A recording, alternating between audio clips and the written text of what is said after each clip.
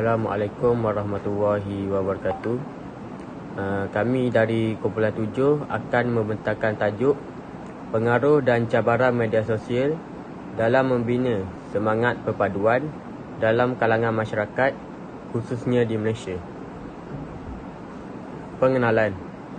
Faktor utama ramai orang terperangkap dalam alam maya iaitu media sosial yang mencabar pada masa kini. Media sosial terdedah kepada banyak lapisan masyarakat, contohnya kanak-kanak, remaja dan golongan dewasa. Sebagai contoh, Facebook, Twitter, WhatsApp dan Instagram. Okey, kita dapat lihat pada hari ini bahawa ramai atuk dan nenek di kampung mempunyai aplikasi WhatsApp. Ini bertujuan untuk memudahkan mereka berkomunikasi dengan anak yang berada jauh di perantauan. Okey, seorang tokoh dari barat, O'Reilly, menyatakan bahawa pembangunan perisian yang berkembang pesat membolehkan penglibatan massa dalam aktiviti sosial dan kolektif. Kajian menunjukkan media sosial telah digunakan untuk mengelakkan kesunyian, mencari hiburan dan mendapatkan maklumat, untuk mengeratkan hubungan dan permainan dalam talian. Ini membantu masyarakat mengisi masa lapang dan mengelakkan depres ketika waktu pandemik ini.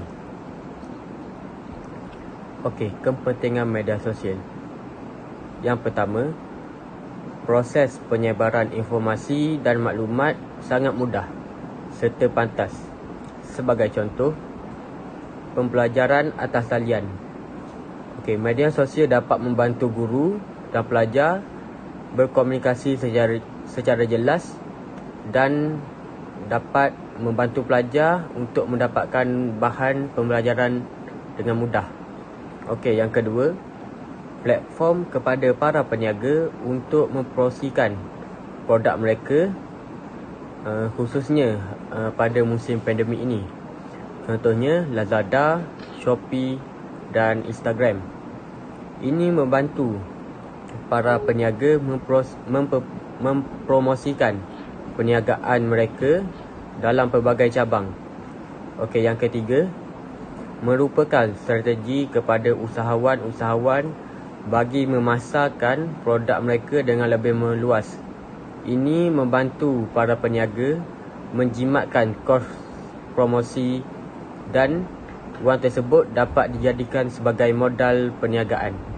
Yang terakhir, dapat mengeratkan hubungan dengan masyarakat pelbagai kaum.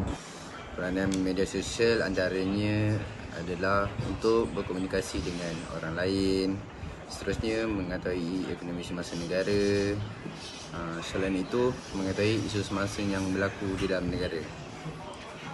Antaranya yang lain pula dapat menjimatkan masa dan tenaga kepada pengguna. Seterusnya saya akan terangkan tentang semangat perpaduan. Apakah itu semangat perpaduan? Perpaduan adalah cara menyatukan seluruh masyarakat untuk membentuk identifikasi dan nilai yang sama serta emosi cinta dan kesenangan di seluruh negara.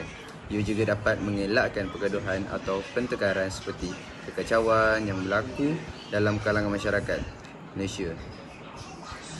Menurut masyarakat Malaysia pada 13 Mei, menurut Sultan Johor pula, Sultan Ibrahim Ibni Almarhum Sultan Iskandar, semangat perpaduan harus dipupuk di setiap rakyat Malaysia dari fakulti untuk terus meningkat semangat jati diri, bahkan sebagai mendahului kesukaran sejarah dan menjadikan alat persekolahan sebagai medium penting untuk mengekalkan keharmonian kaum.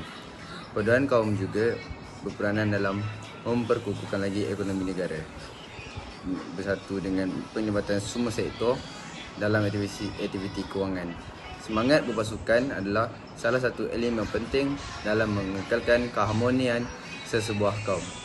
Terima kasih. Mengenai pengaruh media sosial.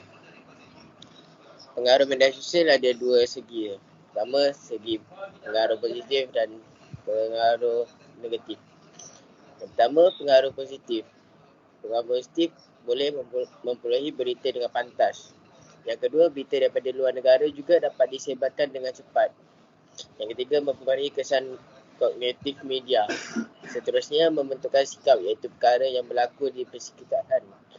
Seterusnya, ekonomi, politik, agama, keamanan maupun berita semasa dapat kita capai dengan lebih mudah dan lebih berkesan.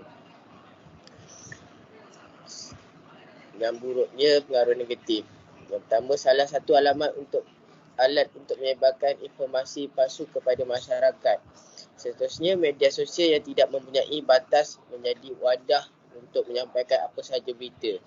Maksudnya, berita palsu, berita yang tidak sahih dapat orang-orang lain sampai dengan pantas dan tidak tahu sama ada berita itu benar atau tidak daripada individu tersebut. Seterusnya, cabaran media sosial dalam membina perpaduan. Yang pertama, penyalahgunaan media sosial oleh masyarakat. Berlaku penghinaan bangsa dan persendaan agama lain.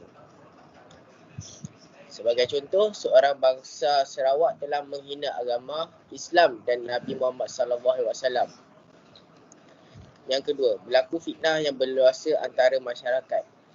Menyebabkan seseorang mempercayai bulat-bulat berita tersebut tanpa membuat selidik terlebih dahulu. SKMM telah mewujudkan saluran WhatsApp atau email khas untuk menangani fitnah dan berita palsu yang disebarkan di media sosial. Okey, jadi kita teruskan dengan harapan. Harapannya adalah media sosial akan berkembang dengan lebih pesat. Masyarakat menggunakan media sosial dengan sebaiknya dan media sosial itu dapat melihat Malaysia membangun sebagai negara yang membangun dari segi ekonomi dan sosial. Penutup daripada pembentangan video kumpulan kami ini ialah media sosial amat berpengaruh dalam apa jua keadaan, termasuklah untuk melestarikan kehidupan masyarakat. Daripada satu aspek, media sosial sememangnya merupakan ejen perubahan masyarakat yang penting suara-suara lain. Justru itu, media sosial sememangnya memainkan peranan dalam membentuk perpaduan masyarakat kini. Inilah teras utama untuk melahirkan masyarakat yang aman, bahagia dan hidup harmoni. Serat diberkati Allah SWT. Sekian daripada kumpulan kami. Terima kasih.